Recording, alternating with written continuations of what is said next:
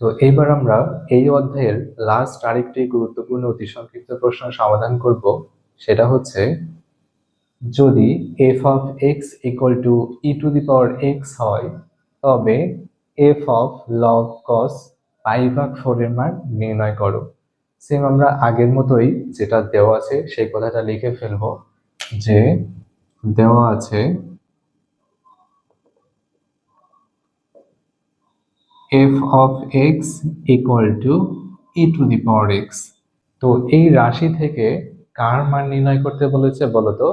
নিশ্চয়ই F of log cos pi divided 4, তাই না? সো আমরা লিখতে পারি যে F of log cos pi divided 4। So এখানে পরিবর্তন বা পার্থক্য কোথায় বলতো? এক্স এর জায়গাতে আছে লগ কস পাই ডিভাইডেড 4। সো যেখানে এক্স আছে তার পরিবর্তে আমরা এই মানটা লিখব। তো এক্স রাশিটা কোথায় আছে বলতো?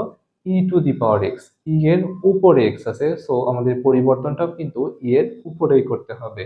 তো এখন আমরা লিখতে পারবো যে e to the power x এর পরিবর্তে লগ কস পাই ডিভাইডেড 4। তো এখানে আমাদের সূচক লগারিদমের একটা সূত্র প্রয়োগ করতে হবে। সেই সূত্রটা আমরা জানি হচ্ছে e to the power log n সমান হচ্ছে এন হয়। E to the power log n সমান কত? এন। তো দেখো, ই টু দি পাওয়ার লগ, লগের পরে যা আছে আমরা পুরো অংশটাকে যদি মনে মনে এন কল্পনা করি, তাহলে দেখো এই সূত্রটা কিন্তু হয়ে যাচ্ছে যে e to the power log n. E to the power log n সমান যেহেতু এন হয়, তাহলে ই টু দি পাওয়ার লগ কস পাই ভাগ 4 সমান কি হবে বলতো? নিশ্চয়ই কস পাই ভাগ 4ই হবে। কারণ দেখো সূত্রটা কি, e to the power log n সমান এন, মানে এই লগ এর পরে যে মানটা থাকে ইকুয়াল এর পরে আমাদের সেই মানটাই হবে। তো এখানে লগ এর পরে কত আছে? কস পাই ভাগ 4। সো এখান থেকে আমরা কি পাবো বলতো?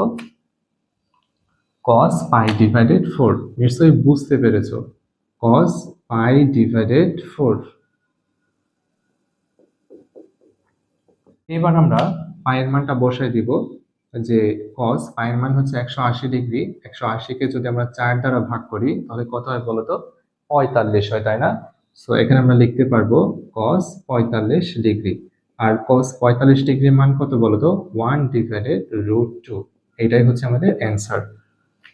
তো এই ছিল আমাদের চতুর্থ অধ্যায়ের গুরুত্বপূর্ণ অতি সংক্ষিপ্ত প্রশ্নগুলো। তো এইভাবে আমরা ধারাবাহিকভাবে সংক্ষিপ্ত প্রশ্ন এবং রচনামূলক প্রশ্নগুলো সমাধান করব ইনশাআল্লাহ। তো সবাই সুস্থ থেকো, ভালো থেকো। আসসালামু আলাইকুম।